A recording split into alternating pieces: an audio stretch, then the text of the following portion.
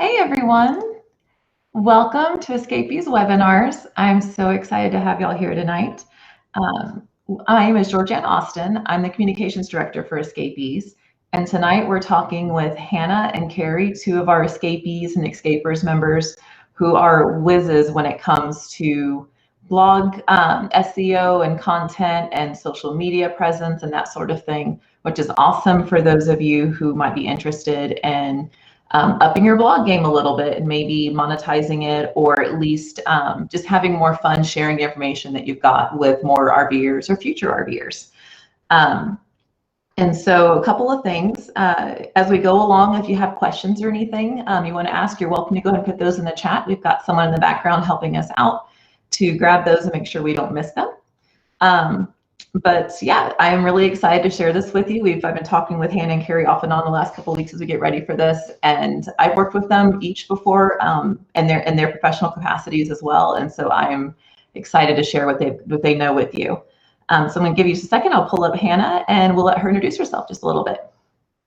Perfect. For like 11 or 12 years now, basically my entire adult career, I've been RVing since 2016, and what got me into SEO was I dropped out of college because I knew I wanted to work online. I knew I wanted to do remote work, and that just ended up leading me to SEO. So before I started RVing, I was actually the VP of operations at an SEO agency in Los Angeles, and I started there as a social media manager, quickly worked my way up to SEO manager, and then became VP of operations.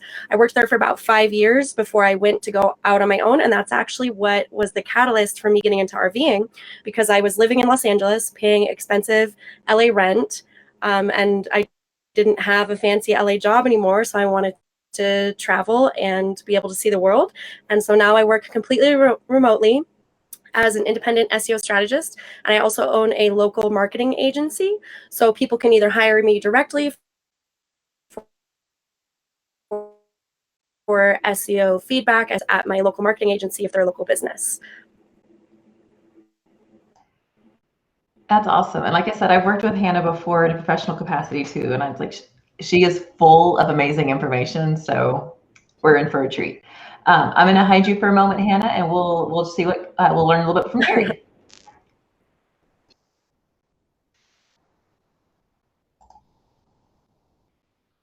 Hey, Carrie. Hopefully you're doing well this evening. It's nice to see you again. Can you take a moment and tell us a little bit about yourself? Oh, you are muted.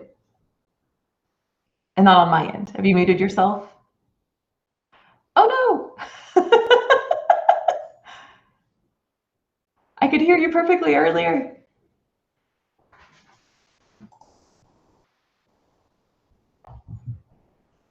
No. I can read lips, but I can't hear you.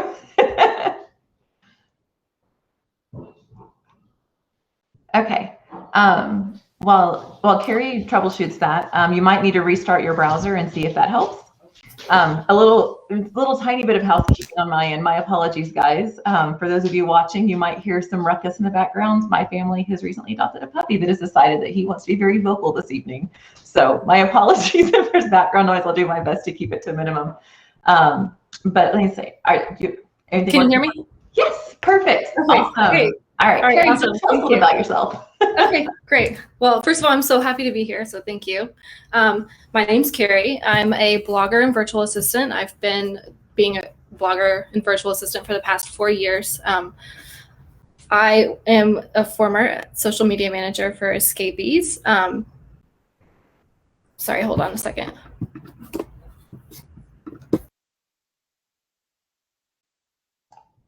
Oh, all right. Well, like Carrie was saying, she actually has worked for Escapees before. She did our social media management for quite a while, helping to manage. I know with Escapees, we've got, I think, 14 or 15 social media accounts now. And so she did a fantastic job with that. She just moved on to grow her own business a little bit more. Oh, looks like she's back. Let me pull her back up. But yeah, Carrie is fantastic at what she does. Sorry about that. Let her pick up where she left off. Can you hear me? Yep, I can hear you. Okay, awesome. Yeah, so I was a social media manager for Escapees for about 1.5 years. But other than that, I hit the road full-time in an RV back in 2017. And I knew I needed something to earn money from the road. So I taught myself social media marketing, basically. So I've been doing social media marketing for the past 4 years now. I started with Instagram, moved to Facebook, and then later was doing Pinterest. I also run a website called Making Money and Traveling, where I write about making money and traveling, RV life, van life, remote work resources, freelancing, and all of that. Awesome. Thank you so much for that. Okay. And so just to run through a couple things real quick. I know I've seen we've got several people that have hopped on since Hannah and Carrie started introducing themselves. So a little bit of housekeeping. If you have any questions as Hannah or Carrie, either one, go along, they're going to share a bit tonight. Carrie's specialty is more social media, whereas Hannah's is more SEO and blog content and that sort of thing and websites. And so if you have any questions as they're going along and sharing what they know with you, feel free to pop it into the chat. We have Jeannie helping out in the background behind the scenes, and she's going to grab your questions and make sure that we get to them at the end during the Q&A session. And so awesome. Thank you so much, Carrie. I'm going to bring Hannah back on and let her share what she knows about SEO. I'll see you in just a minute.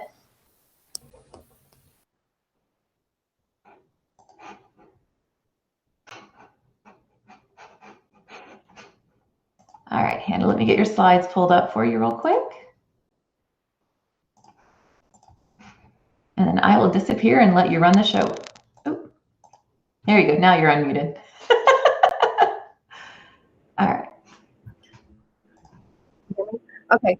There's so much that I could talk about with SEO for blogs. Like, I could go on for hours, but I'm trying to condense this into something that's quick and useful and that you can take tidbits from. So ask me any questions you want. I also have a more in-depth course for all of this that we'll get to at the end, but I just want to go over kind of the very basics for starting and running a blog that actually gets traffic from SEO.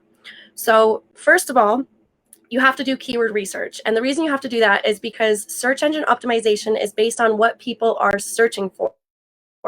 So to get traffic from search engines, you need to write about what people are searching for. If you're writing about stuff that people aren't searching for, maybe you're putting that out into social media or onto your email list, that's fine. You can get traffic from it that way. But for search engine optimization, it has to be stuff that people are searching. So use keyword tools such as Ahrefs, SEMrush, or Google's keyword tool. Google's keyword tool is actually in their Google Ads tool. And what you can do is search topics that you have ideas on that you might want to write about, and then those tools will give you words that people are actually searching with an estimate of how many people are searching for it each month. So once you do that, you'll gather a list of content ideas based on the keywords that you've found that you could write about. And most of your blog posts will actually include more than one keyword as some sort of keyword group. For example, how to ride a motorcycle and how to ride a motorcycle for beginners. Those could be something that are part of the same blog post. But that is the number one, I guess, I wouldn't say mistake, because if you're blogging to friends and family, it really doesn't matter about your keywords. But if you're blogging for SEO traffic, you do need to make sure you're doing keyword research and not just writing, willy-nilly about what you feel like writing about. So go ahead and go to the next.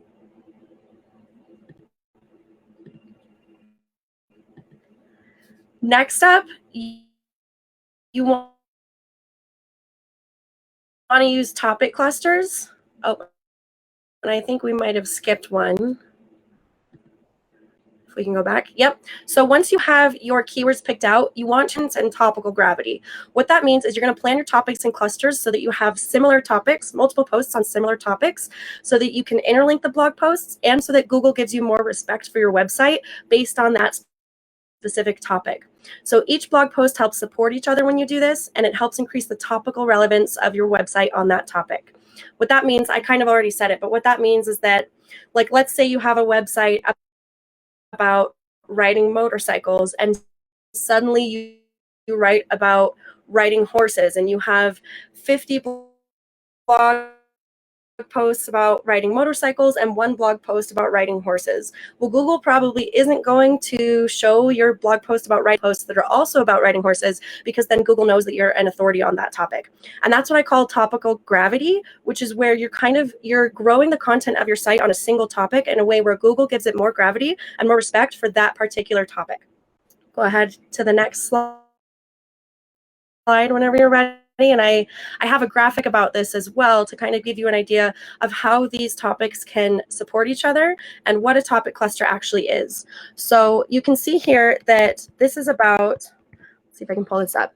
So the main topic here would be how to ride a motorcycle. And then you have a few other topics in the same vein, but that aren't the same actual topic, such as how to ride a motorcycle in the rain, how long does it take to learn to ride a motorcycle, how old do you have to be to ride a motorcycle. And by writing about all of those, you can interlink them, and then that will help the most competitive post rank higher, but you'll also have more topical gravity for your site overall for all of the topics.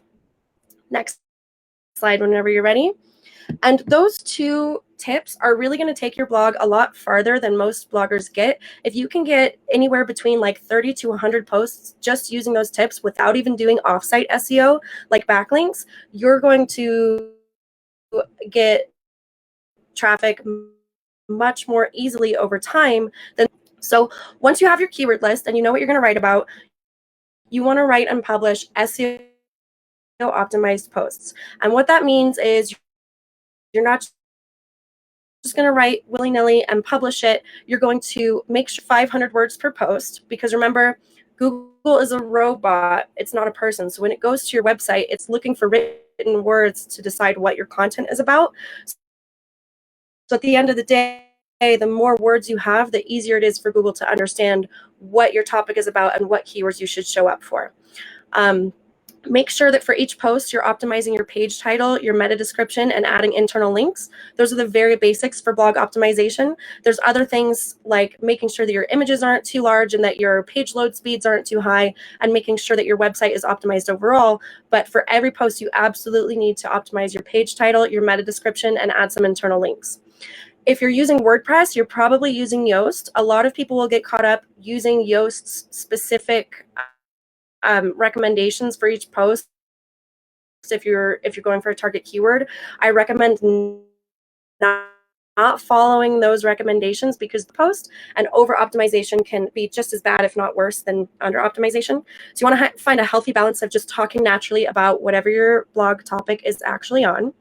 And there are tools that you can use that use artificial intelligence to tell you how optimized your post is compared to other posts online.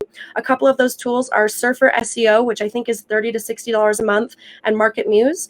There's also a free Google Chrome extension that you can use to do your own manual analysis called SEOQuake. So again, that's for Google Chrome. And what you want to do is you download SEOQuake as a Chrome extension. You search for your keyword in Google. You pull up all of the pages that are ranking in Google for that keyword, and then you do a page analysis on each of them to see what kinds of keywords they're using, how long their content is, how many headings they have, and then you want to either emulate them or outdo them with optimization to be able to compete with that upon that keyword with the people who are already ranking. All right, next slide. So doing that, that type of manual review will actually help you understand how those paid tools are working anyway. And I recommend doing that whether you're just getting started or whether you do use those tools, just so you can get an idea of, making your brain work in the way that Google's algorithm works to compare pages and see which one might be a better fit for a keyword.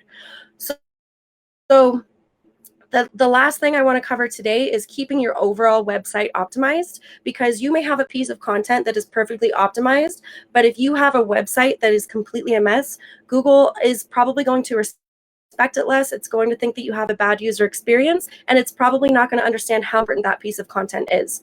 It's an analogy I thought of earlier is, imagine that a robot walks into a party with 50 different people talking, and it's trying to figure out what the conversation is about, versus a robot walks into a party where one person is speaking to everyone on a specific topic.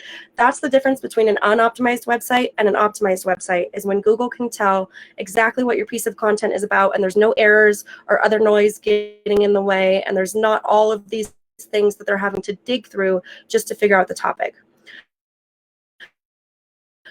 So to optimize your website, the very basics are that you want to get rid of errors like a website is pointing to a URL that doesn't exist. So basically the page doesn't exist or the link is broken. And an internal 301 redirect is when a website points to a link that is then pointing to another link. So you're just using more of the robot's mental capacity to figure out what's really going on your site. And each website is only allocated a certain amount of crawl budget, they call it, to decide what your topics are. So you want to use all of your crawl budget on actual content, not on errors. Okay, then you want to set up your metadata purposefully across your website, not just on a page-by-page basis, but if you're using Yoast or Rank Math, which are WordPress plugins to optimize your website, you can set those up so that every page by default will have a somewhat optimized set of metadata, like the page title and meta description. That's something that you want to do as soon as you set your site up, or if you already have your blog going, do it now. And you want to be strategic in how you set up your website and how you structure your posts. So are you looking for specific pages to rank? Are you looking for specific posts to rank? Look at what other competitors are doing to figure out what you should do, and then structure your website similarly. My best recommendation for a blog that is where the blog is the business and that the content is the product is to do just website.com/slug, just whatever your post slug is, or website.com/blog/slug if you have other pages that you also want to support. Lastly, make sure that you don't have pages that are competing for the same keyword. That's called keyword cannibalization, where your website has two pages on super similar keywords and Google doesn't know which ones to rank. So it just throws up its hands and goes, I'm not ranking either of them. If you have pages that are really similar in content, you can either delete one and 301 redirect it to another, or you can combine the two pieces of content and you would still want a 301 redirect the old URL to the new URL. That way Google knows where that content went. On that note, I know I'm going really fast, but you guys can ask all the questions you want. Never delete a post or a page or a URL without having a plan for it, because that's what causes 404 errors. So if you're going to remove a page or change its URL, also known as its slug in WordPress, make sure that you have a plan for where to redirect it. Or if you are purposefully deleting that and you don't care if it errors in Google, that's fine too. Just make sure that you have a plan and that you're not accidentally changing post URLs or deleting them, because that's going to cause Google to lose that piece of content and it can't rank the content if it doesn't know where it lives. So I think that's it. I have one more slide just telling you where to find more info about me. My website is hannah.digital, and that'll be on the next slide. I also, like I mentioned, I have a course that goes much more into depth on coming up with a content strategy for blogs. And I put together a coupon code for you guys if any of you want to sign up for that and get more in-depth information on everything that I just talked about. The coupon is Escapers. It's 50% off, and you can grab the link to the course at hannah.digital. And if you guys have any questions, ask them in here, because I know I went really fast and a lot of that stuff is really nerdy. So I hope you enjoyed, though, and I hope that helps somewhat in at least kicking off your blog and getting started. Thank you so much for that, Hannah. You can take a breath if you need to. You did go really quick, but thank you so much for all that information. And for those of you who may have popped in and out throughout that, we did post a link to Hannah's slides in the comments for you, in case you want to go back and take a look, or in case you went through them and we want to look a little bit deeper and see what other questions you might have. And whenever we upload this to the escapees.com website, we'll have her slides available there for you too. So no worries, we got you covered. But thank you so much for that, Hannah. That was a ton of information. And so next step. No, I appreciate it. Thank you. I know you condensed a lot, and with what you know, I mean, that took some work to condense that. So thank you so much.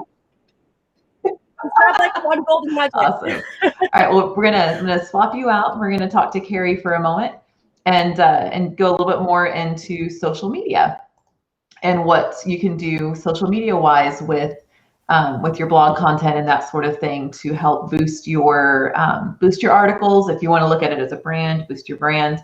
I know some of y'all are on here probably just to learn a little bit more about what to do to go beyond just sharing what you know with your family. All right, so Carrie, I'm going to disappear for a bit and let you take it away.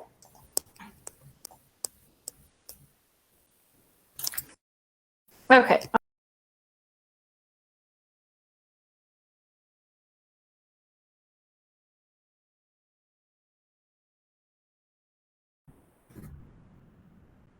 Okay, can you hear me?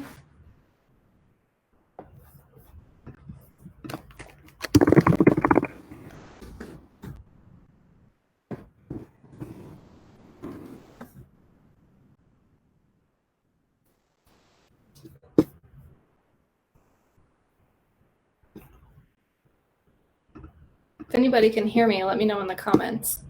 You're good. You're good to go, Carrie. It won't let me hide you and just do voiceover. It's oh, okay, that's fine. As soon as I try and hide you to make your slides bigger, it mutes you. Okay, that's fine. I'm going to be reading from notes though, so I'm not going to be looking directly here, but all right. So first I want to talk about creating content specifically for social media. Once you publish your content, you can share it to social to get traffic quickly, but not all types of content like SEO content are going to perform well on social media. So I think a website should have a good mixture of both SEO optimized content and social media optimized content. So some types of content that perform best on social media are listicles. Listicles include articles with like a number in the front, like 10 things I wish I knew before I started RVing. Other types of content that perform really well on social media are like destination guides and travel guides. And those can also be optimized for SEO. So that's like a double thing. So like that could be 10 best things to do in Joshua Tree or how to spend a day in Bend, Oregon. Sensational content also performs pretty well on social media, but with sensational content, that would be like anything that's polarizing or really opinionated. And that will get a lot of shares and comments, but it doesn't always attract the best attention. News and current events do really well, and so do gift guides. Gift guides tend to perform really well throughout the year, but especially in like the 4 to 1, leading up to the holidays. We can go to the next slide.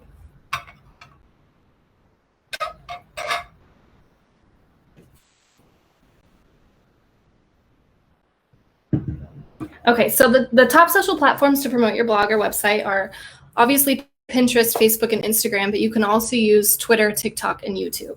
I would recommend starting with the platforms that you're already familiar with, and don't think that you need to be everywhere all at once. That's just going to be overwhelming and stressful. I feel like you can pick 1 or 2 platforms to focus on at first, and then as you get more comfortable and you've learned them pretty well, you can branch out. But I would never say that everybody needs to be on every social platform all the time. Go to the next slide.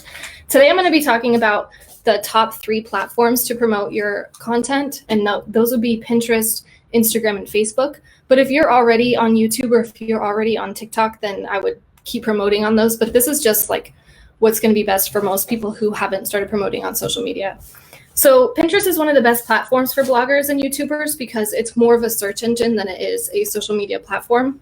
Pinterest uses a search feature that's really more similar to Google than it is Facebook. So uploading your content to Pinterest is going to be more like keyword optimized than it is just posting to social media. So with Pinterest, you can create pins. Like this Escapees pin was created with a free tool called Canva, and then you would pin it to relevant boards with a keyword optimized description and title. And if you want to save yourself some time and like do this once a week, Pinterest has a free scheduling feature, so you can upload and schedule all of your pins at like 1 day a week, and then you don't have to worry about it. And Pinterest is also they have a really finicky spam filter, so you should never post the same URL and the same image more than 1 time a day, or you can risk getting your account banned, and nobody wants to lose all of their Pinterest traffic.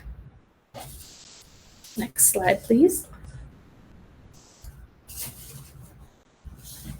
Next is Facebook, and Facebook is the biggest social media platform in the world, so of course it's a great place to post your blog content, but not always on Facebook pages. Facebook fan pages are kind of harder to grow, so you can use a Facebook business page, but you can also leverage your personal profile and Facebook groups. Facebook groups are a great place to share your content, but you have to be really careful about how you do it. You don't ever want to join Facebook groups and then just start spamming your content in the group. Every Facebook group has rules, and most groups have rules against self-promotion. Some groups, like the Escapers group, have a weekly promo thread, or a really good way to organically share your content in Facebook groups is to look for relevant conversations. So you would look for comment threads or questions related to content that you might have already published, and either chime in with your answers and a link to a related blog post or a link to a related YouTube video. Facebook also has a free built-in scheduling tool called Facebook Creator Studio. So if your post, this isn't for groups, this is for your Facebook business pages, but if you wanted to take your content and upload it to Facebook and have it scheduled to like post a couple times a day or post every day of the week, you can do that using Facebook Creator Studio. And it works for both Instagram and Facebook. And I actually have a PDF with all the tools I'm talking about today. So if you forget any of this, it'll be in the PDF. We can go to the next slide. So Instagram is the next best one, especially for travel bloggers and RV bloggers. You can use Instagram posts, stories, and reels. When you share your content to Instagram, they don't give you you can't put a link in your caption, but you can put a link in your bio. So like, for example, this is Scapee's post. They say link in bio in the image, and they also say it in the caption. Since Instagram only gives you one link spot in your bio, you can use, there are several different tools that you use. I like to use Linktree. What Linktree does is it gives you one link that you put in your bio, but when you open it, it has like multiple link spots. So you can put multiple blog posts, or if you have YouTube videos you also want to share or free downloads, you can use that tool for the link in your bio. And you can also schedule your Instagram posts with Facebook Creator Studio. You can go to the next slide. So how social media ties into SEO. Social media doesn't have a direct effect on your SEO ranking, but as you're growing your social media profiles and you're like building a community and growing an audience, this is going to get you more opportunities that could be in the form of interviews and blog posts, interviews and YouTube videos, guest posting opportunities, roundup blog posts, and all of those will give you backlinks, and backlinks do help your SEO. So social media helps you boost your SEO efforts in a roundabout way. So this is all of the tools that I've talked about today. You can use Canva to create images for Instagram, Instagram stories, Instagram posts, Facebook. Canva can be used to make Pinterest pins. I actually used Canva to make this slideshow, and there is a free option. Creator Studio is Facebook's built-in page management feature.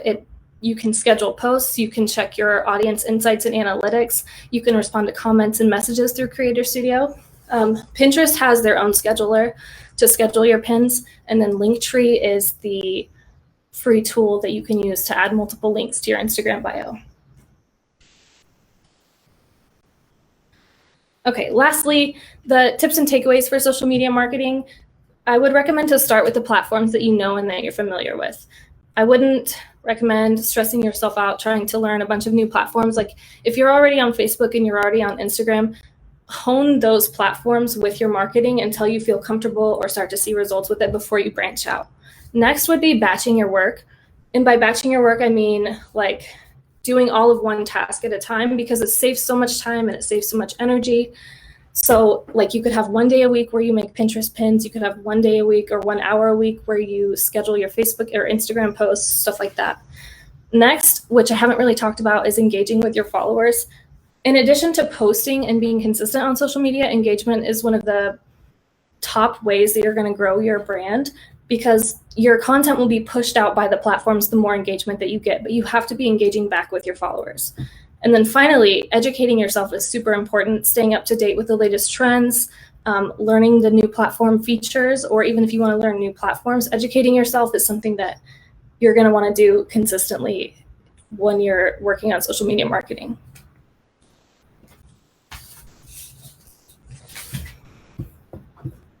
And I have the link for that PDF as well. I'll put it in the comments. Okay, awesome. So, oh my goodness, both of you, thank you so much.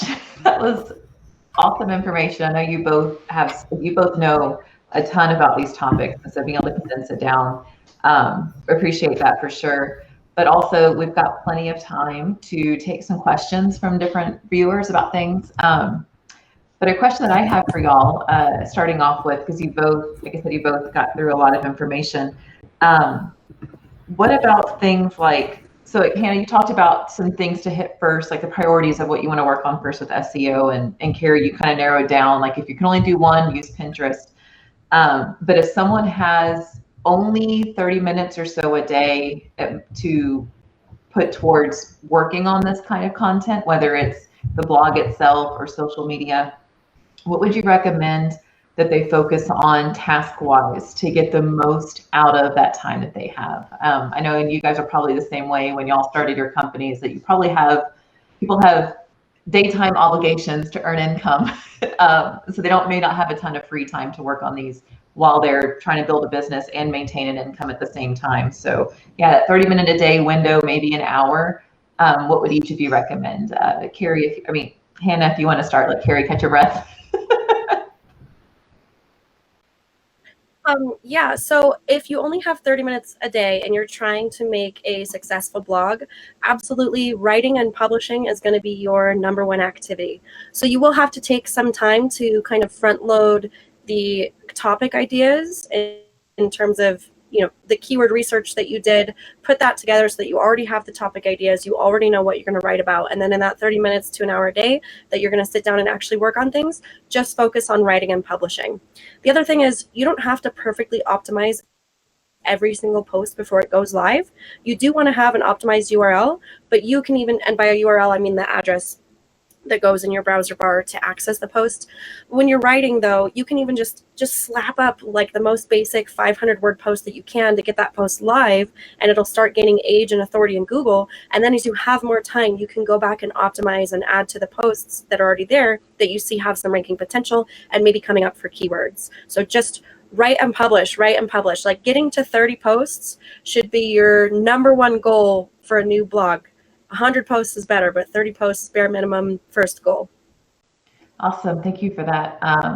And you're right. That's something, as some advice that you gave me recently, is like, definitely, not everything has to be perfect. Just get the couple of key parts right the first time, and then you can go back and keep working, because SEO is a moving target. Yep. And so some weeks or some months you'll have great content in this way, and then keywords shift or that sort of thing, and you've got to go back in and start retooling some stuff. And so that's a great suggestion of like, just get the content up there.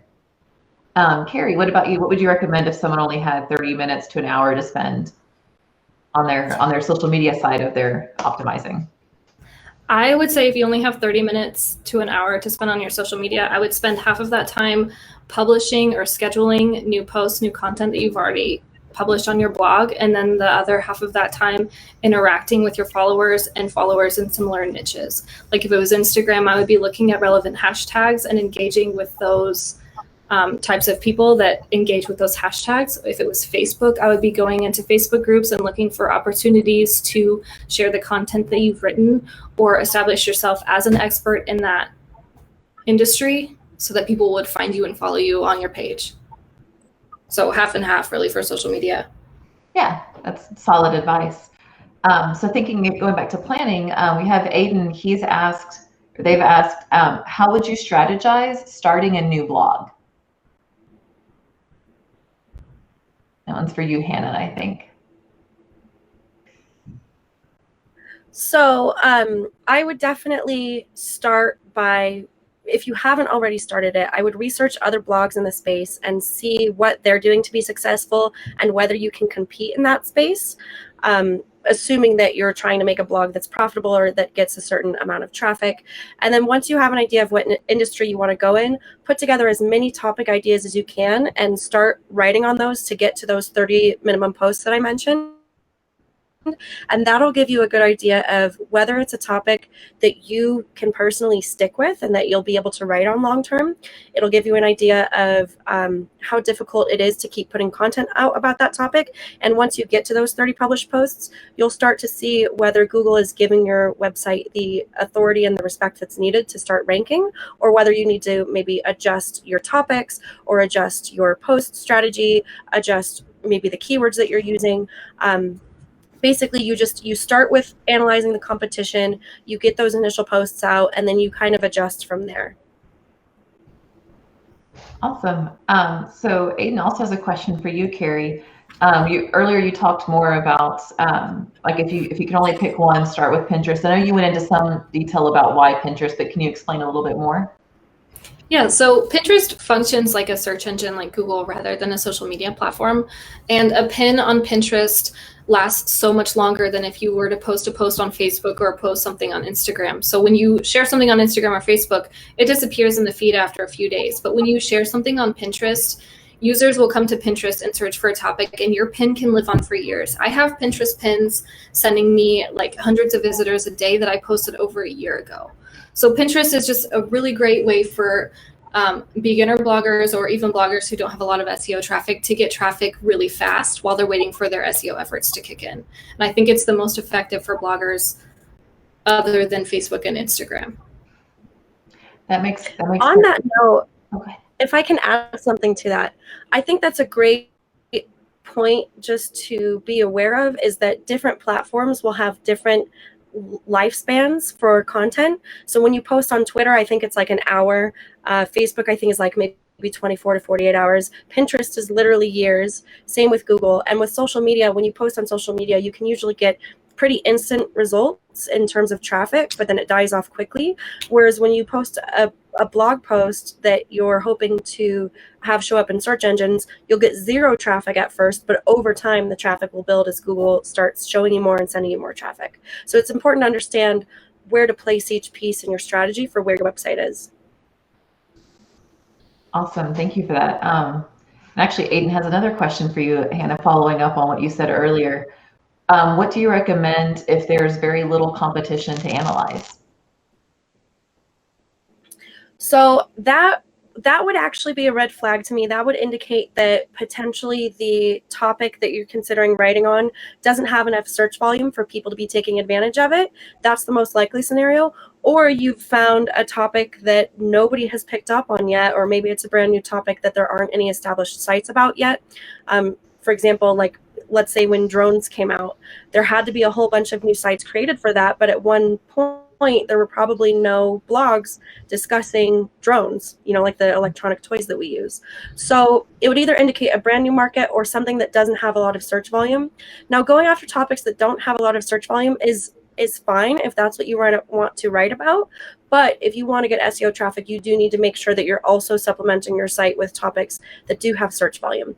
So what you want to start with really is keywords, and those keywords with search volume will lead you to the competitors versus trying to just find a competitor that you think is similar to you, which may or may not actually be true in terms of search engine competition, because it's only competition if you're competing on those same keywords, and keywords are formed from search volume. So you kind of have to go the other direction. You have to find the keywords and then the competitors versus just listing out the competitors and hoping that they have keywords.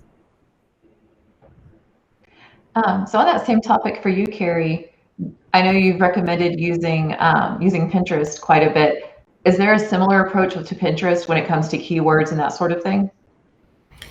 With Pinterest, you would do keyword research based on the suggestions that they give you or your competitors. Basically, you would go in and look for people in similar niches as you, and kind of like, I would look for your competitors on Pinterest and kind of emulate their boards that they have on their profiles. But as far as like individual topics, you would do keyword research based on suggestions when you type into their search bar. Does that answer that? I think so. Yeah. So I know that Escapees obviously has we have our hands in lots of social outlets and things. And so a lot of this, it's a constantly learning thing. Like you're well aware, Pinterest changes their rules and algorithms and stuff fairly often. So it's also a moving target. Basically all of social marketing, whether it's SEO or social media, it's kind of a moving thing. But yeah, it's helpful to know that though, for people who are just getting into it, who are starting out, like how to make the blog content work with the social content, and so get more out of their time. So the keywords definitely help a lot with that. And so Hannah, let's see, I don't think we've asked this yet. With someone who, somebody said earlier, they're kind of here taking notes on what they want to do. They haven't started their blog yet. They're just now setting it up. So when someone's at that point, what maybe one or two things do you recommend that they focus on first as they're doing this to make sure that they're doing things the right way from the beginning? So definitely try to optimize your overall website from the start, meaning that like if you're on WordPress, you want to install Yoast or Rank Math and just get your SEO basics set up so that every page and post you publish will have a default meta title and meta description. And that way, no matter whether you're optimizing your posts very specifically or not, you're going to have a good foundation. And also make sure that you're kind of planning out your website structure. So if you have an idea of the topics that you're going to write about, maybe you'll have a few categories that those will fit into, and then they'll all be posts. Or maybe you'll have a few pages and then posts that support those pages. What's important is I always recommend looking at what people are already doing in Google who are succeeding, because it does change over time, but you don't want to launch a blog with a strategy that isn't working right now. You want to see what's working right now, see what structure they're using, plan on using a similar structure, set up all of your URLs to be correct the first time off the bat, and then plan out those topics and start publishing. So really just getting, it's like the foundation of your house, making sure that that is stable and set up properly before you build your house on it. That'll save you from a lot of cleanup down the line if you just launch your blog, go and run with it without SEO in mind, and then you have to go back and clean all of it up or optimize it then. As someone who has put a ton of time and money into house projects, I can totally identify with that. Do your foundation right the first time. Yeah. So going back to Pinterest, Carrie, you brought up earlier using Canva, and I think Hannah, you may have mentioned it at one point as well. I know Canva is an awesome tool. We use it too, and it's great for beginners. Do you have any other suggestions on tools, or do you want to talk more about Canva or other tools that could also be helpful to people who are less familiar with social media and that sort of thing? So for like graphic design, I really personally, even all these years later, I still just use Canva. Canva has free options, but it also has paid options if you want to upgrade for more business features. And they also have a stock photo library that's really great for bloggers. I use it for my blog. I use it for my clients. And I use their design features for everything that I make, for Instagram stories, for Facebook posts, to make quotes. You can even make videos on Canva. Like if you wanted to start a TikTok to promote your blog, but you don't feel comfortable being on camera yourself, you could make videos using stock videos and text overlays within Canva itself. I really feel like it's like a one-stop shop for creating any kind of media that you need to use for your blog or your social media promotion. That's awesome. And Hannah, I know you talked about a couple of different apps and tools and things in your presentation. Are there any in particular you want to talk a little bit more about that you think are especially helpful? Screaming Frog is my favorite. That's a desktop app that you can download and crawl your website and basically see all of the data that Google sees. It can be a little bit overwhelming for beginners because it comes in more of a spreadsheet format than like a report giving you a grade. But the thing about the tools that give you a report giving you a grade is that you don't really know the reason behind those recommendations. Whereas with a tool like Screaming Frog, if you're crawling and getting used to going through the different errors and data that you get, you'll have a greater understanding of why the other reports say what they do. And so you'll be able to make SEO decisions versus just doing what some report told you to do. So Screaming Frog is great for crawling your website and just seeing what's going on and getting an idea of how Google sees your website, because it's literally all data based on different pages. The other one I really love that's free is SEOQuake, that Google Chrome extension that I mentioned. And it's great because that kind of gives you the same output, but on a single page basis. And so you can go to search results for a keyword, open up all of those pages, open up the SEOQuake output for each of those pages, and then kind of compare manually, sort of in a way that Screaming Frog would, but you have to navigate between pages and you can see, oh, this page at position 1 has 1,200 words. All of the other pages below it have only 500 words. So I need to make sure to have 1,200 words on my page in order to rank. So those are probably two of my favorite free tools that people can get started with. Seo Surfer is one of the newer tools that actually uses artificial intelligence to help people optimize their content. Seo Surfer and MarketMuse both do the same thing, but I think MarketMuse is pretty expensive.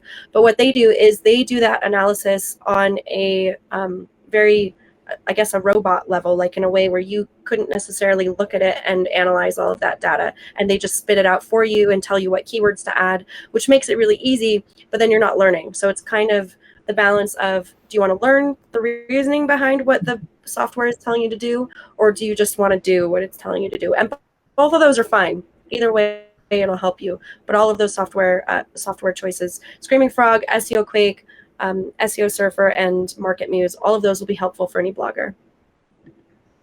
Awesome, thank you for that. And actually, Lisa has a really great question that kind of leads into something more. I'll read it. It looks like it's getting cut off here.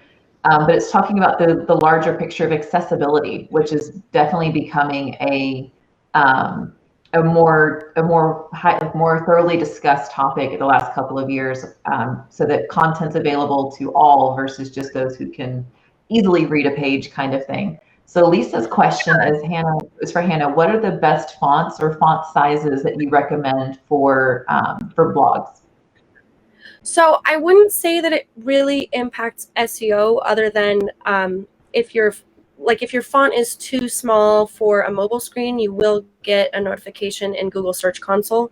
You may get an error, and Google Search Console is a tool from Google that you can install on your website to view the errors that Google finds. So there's not a specific font, but I would never really go below 14 for body content, but just do what looks best on your site. And again, I hate to beat the horse with this, but look at what your competitors are doing, because what's ranking on page 1 is what Google is looking for, literally, for that search term. So, but for general usability, you definitely, I wouldn't say to ever go below font size 14, just because I don't think I've ever done that in web design. But definitely go with what looks best for your site, and just make sure that it looks good on all devices, because most sites these days will be responsive out of the box, and it will look different when you're looking at it on your phone than it will when you're on your computer. For those who are super new to building a website, can you explain what responsive means? Responsive means that instead of having a completely different web address for your computer versus your cell phone, that when your website is loaded on a device, the browser automatically detects what device you're on, and so the website will just form to that specific size. It'll kind of collapse and expand based on that size without having to have a completely different website address and a completely different design, which is how we used to do it probably as recent as I want to say 8 years ago. Yeah, I know there are even some banks that still, creative banks are often slow to, financial and legal stuff is slow to catch on to the trends, but I know I've been on banking websites the same way. Yeah.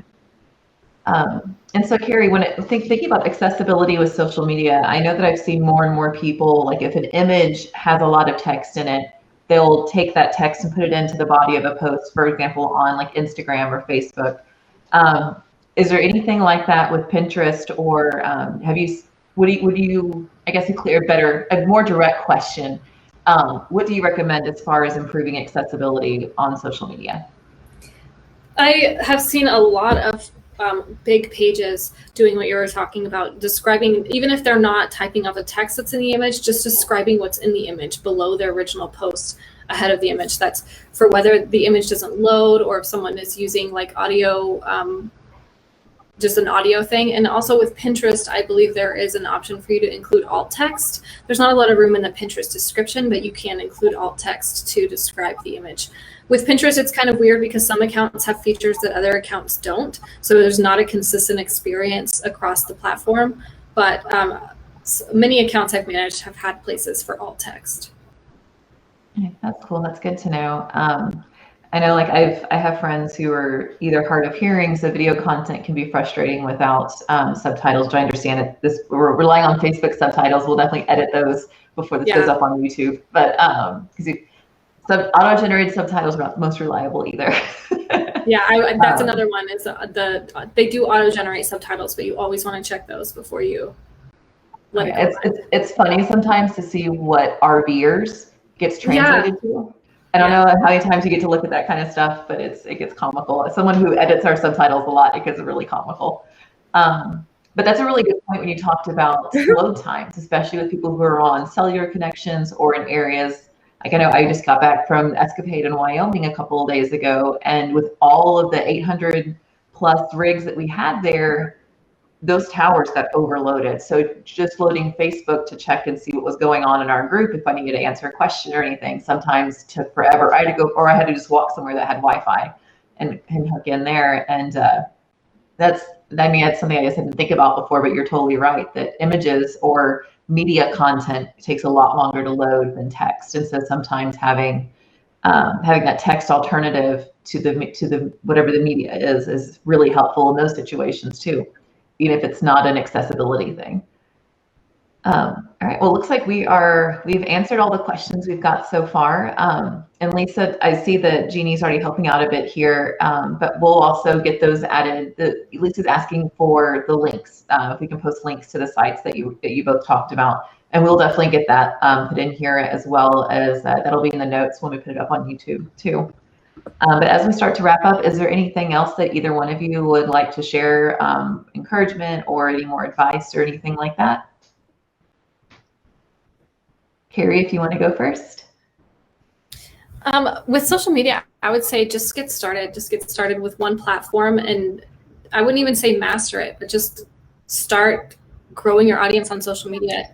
Yeah. Even if you're not even if you're not focused on growing a Facebook business page at first, get into Facebook groups that are related to your website or related to your YouTube channel and start making connections, because you never know, the connections that you make might be other content creators, or if they're not, you're going to be growing your following either way. And Hannah, what about you? Do you have any final thoughts or advice? Oh, I think she's lagging a bit. Oh, no, we lost her for a moment. Well, before I forget, speaking of it, you brought it up, Carrie, with connecting with other content creators. For Escapees members, there actually is now a content creators Birds of a Feather group, or BOF. You often see the acronym referred to. I honestly am not quite sure how long it's been around, but it's fairly recent. And it's run by one of our members, Stuart. And so if you're interested in joining that, we'll get a link to that in the comments in a little bit, and we'll make sure it's in the notes on the YouTube channel, on the YouTube upload, in case you're interested in joining that, because that sounds pretty great, especially, I mean, it's a perfect opportunity to connect with other RVers who are interested in the same kind of thing. All right, Hannah, do you want to give that another try? Do you have any final thoughts or advice? Let's try that again. I was going to agree with Carrie that you should just get started however you can. Do what comes easiest to you at first and build upon those skills. And I also wanted to touch on what she said in her presentation earlier about different content types. She mentioned things like listicles and I think gift roundups, controversial posts, things like that.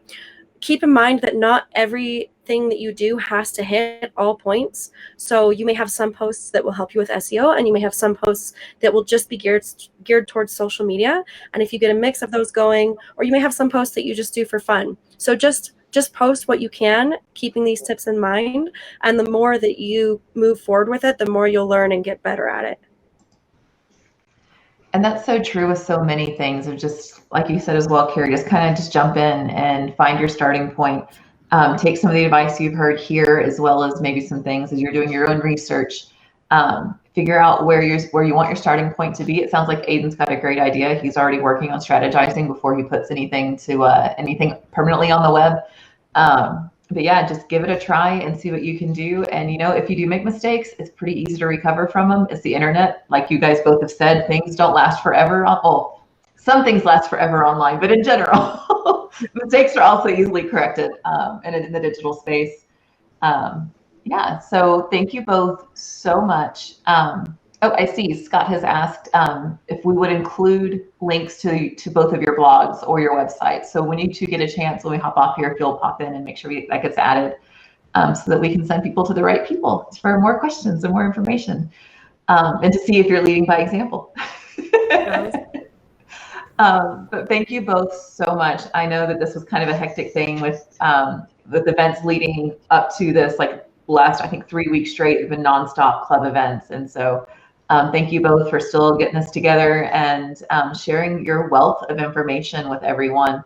I know I've learned new stuff tonight, and I've already worked with both of you before. And so I'm like, I really appreciate both what you know and what you're willing to share, and your eagerness to help our community. So thank you both so much. Thank you.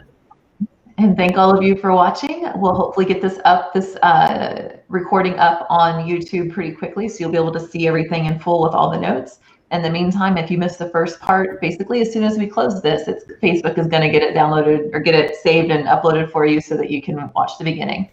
Yeah, so I hope you all have a wonderful rest of your day, and we'll see you all soon. See you guys later. Thanks for having us.